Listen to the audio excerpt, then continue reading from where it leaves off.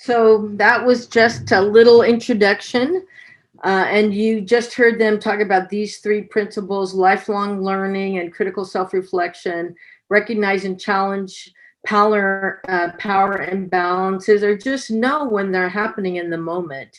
And then, probably less associated with what we're going to talk about today, but institutional accountability is part of that. And, as far as the first one goes, um, lifelong learning and critical self-reflection, I can tell you, I am an older woman of color, and I see racism, sexism, homophobia, ageism, ableism, all of those isms inside my own mind and heart pretty much on a daily basis.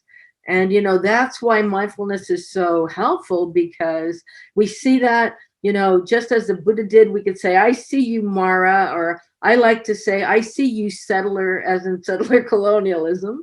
And then we just don't act on it. And we realize that that's a product of having been born in this incredibly wonderful country that also has all of those things in it. And, we don't beat ourselves up, but we also don't act from the intentions or beliefs of all. So, lifelong learning and critical self-reflection is coming from a place of knowing that we don't know, and being open to learning, being able to accept our own limitations without beating ourselves up. I mean, I think that's so important.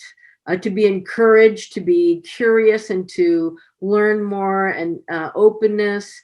We can feel open to those around us who want to learn from us too, for us to, be patient with people and teach them things. And we hold ourselves accountable for constant learning and curiosity. And then the second is to recognize and challenge power imbalances. And now this is probably going to be very triggering for some, or you might not agree with this, but let's look at it. We attempt to recognize when we are in the position of power and make attempts to neutralize this imbalance. And we notice when there is a power imbalance in systems and acknowledge this difference and take responsibility to point out and advocate in the gentlest and most, the way that people will most be able to hear that. And then institutional accountability. On an institutional level, we need to encourage institutional cultural humility. And if the system has embraced this philosophy, it is much easier for individuals to feel safe with the practice. Yes.